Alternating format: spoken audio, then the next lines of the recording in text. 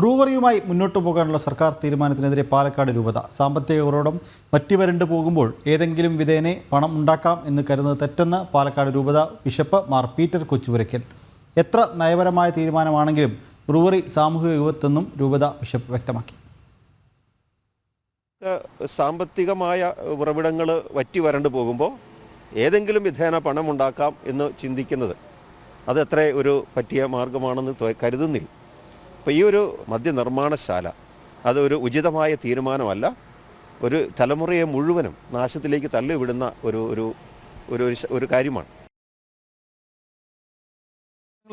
പാലക്കാട് നിന്ന് അരുൺ ആലത്തൂർ ചേരുന്നുണ്ട്. അരുൺ, ബ്രൂവറിയുമായി മുന്നോട്ട് പോകാനുള്ള സംസ്ഥാന സർക്കാരിൻ്റെ തീരുമാനത്തിനെതിരെ പാലക്കാട് രൂപത തന്നെ രംഗത്തെത്തിയിരിക്കുകയാണല്ലേ?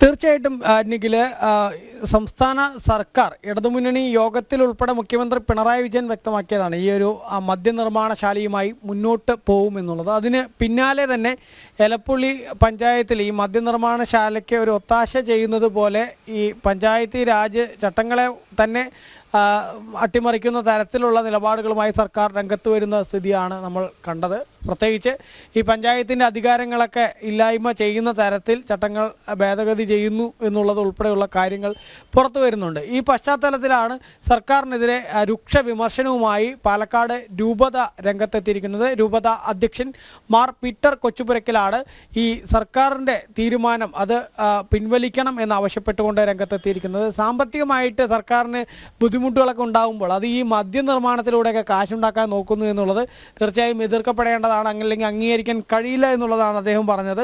എത്ര നയപരമായ തീരുമാനമാണെങ്കിലും ബ്രൂവറി എന്നുള്ളത് ഒരു സാമൂഹിക വിപത്ത് തന്നെയാണ്. മാത്രമല്ല പാലക്കാട് ജില്ലയാണെങ്കിൽ പൊതുവെ ജല ദൗർബല്യമുള്ള മേഖലയാണ്. എലപ്പുള്ളി മേഖലയെ കേന്ദ്രീകരിച്ച് അവിടെയാണെങ്കിൽ കൂടുതൽ ജലം ക്ഷാമം നേരിടുന്ന ഒരു മേഖലയാണ്. അവിടെ ഇത്തരത്തിൽ ഈ ഒരു മദ്യനിർമ്മാണശാലയൊക്കെ കൊണ്ടുവരാൻ നോക്കുമ്പോൾ അത് ജനങ്ങളെ വലിയ രീതിയിൽ ബാധിക്കും, വരും തലമുറയെ തന്നെ ബാധിക്കുന്ന ഒരു കാര്യമാണ് എന്നുള്ളതാണ് രൂപത അധ്യക്ഷൻ പറയുന്നത്. അതുകൊണ്ട് തന്നെ കേരളത്തെ ഒരു മദ്യ സംസ്ഥാനമായി മാറ്റുന്ന രീതിയാണ് ഇപ്പോൾ ഉള്ളത്. ഒരു തലമുറയെ മുഴുവൻ നാശത്തിലേക്ക് തള്ളിവിടുന്ന ഇത് മനുഷ്യരോടുള്ള പ്രതിപത്തി കാണിച്ചുകൊണ്ട് സർക്കാർ തീരുമാനത്തിൽ നിന്ന് പിന്മാറണം എന്നതാണ് അദ്ദേഹം പറയുന്നത്.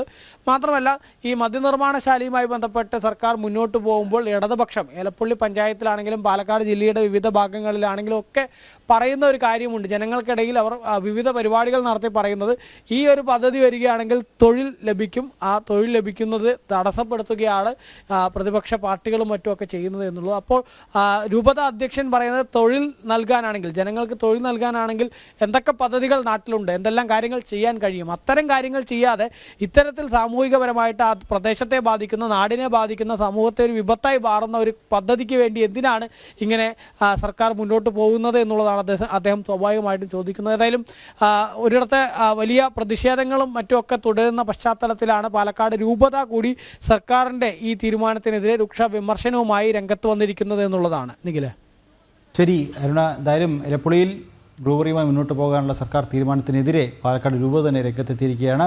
സാമ്പത്തിക ഉറവിടം വറ്റി വരണ്ടു പോകുമ്പോൾ ഏതെങ്കിലും വിധേന പണം ഉണ്ടാക്കാം എന്ന് കരുതുന്നത് തെറ്റെന്ന് പാലക്കാട് രൂപത ബിഷപ്പ് മാർ പീറ്റർ കൊച്ചുപുരയ്ക്കൽ വ്യക്തമാക്കി. വിവരങ്ങൾ നൽകുകയായിരുന്നു പാലക്കാട് നിന്നും അരുൺ ആലത്തൂർ.